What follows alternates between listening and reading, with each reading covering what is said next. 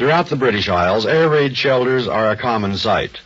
But in the town of Sheraton, there stands one, older than the rest, which was never used. Those who knew of the terrors that lurked within it preferred to take their chances with Nazi bombs. Cornelius Jacques was Sheraton's Justice of Peace. On a certain day in the summer of 1918, when the First World War was approaching its end, Mr. Jacques summoned to his house one James Wyatt. My dear fellow, I want you to dig me an air raid shelter. Last month there were 13 planes over London. 34 people were killed and 89 injured. If they can come to London, they can come to Sheraton. And so James Wyatt dug. And then, a few mornings later, the workman appeared unexpectedly at his honor's door. What do you want, my dear fellow? I want me money. The money what's coming to me for 2 days' work. But you're not finished yet. I'll pay you when you're through. You're mistaken, Your Honor. I am through. There wasn't a soul in that dugout but myself. But somebody threw sand in me eye. And James Wyatt was not to be reasoned with. He refused to return to the half-completed air raid shelter. And so the justice had no choice but to go out alone and investigate. Should have dug the thing myself. Hello in there. Anybody inside? The justice opened the makeshift door and stepped into the gloom of the dugout. There was not a sound, nothing stirred.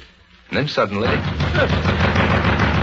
Well, Wyatt must have got his courage back. Come in, my good man, come in. But there was no response to his call.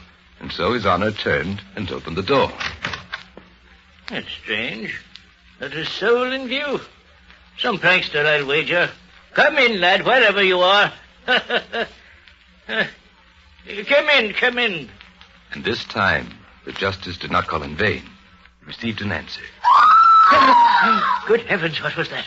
Where are you? Who's hiding in here?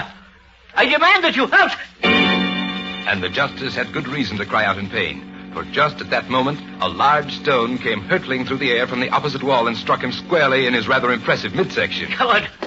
Ruffian! Whoever you are, I dare you to show your face. Ouch! Ouch!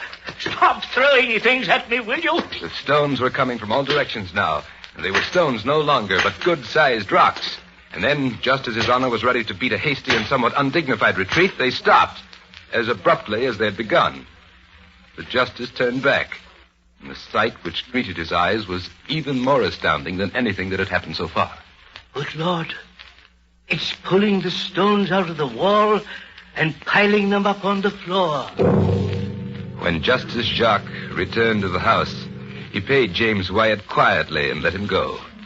And for some reason, he neither looked for a worker to replace Wyatt, nor did he carry out his vow to complete the dugout himself.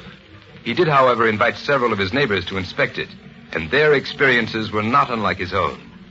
The electrician of Sheraton wore bandages around his head for several days afterward, and a Canadian soldier who visited the place at night came out screaming with terror. In all, there's been recorded the testimony of 7 reliable witnesses, and all have sworn to the presence in the justice's air raid shelter of a mysterious and supernormal force. A force incredible but true.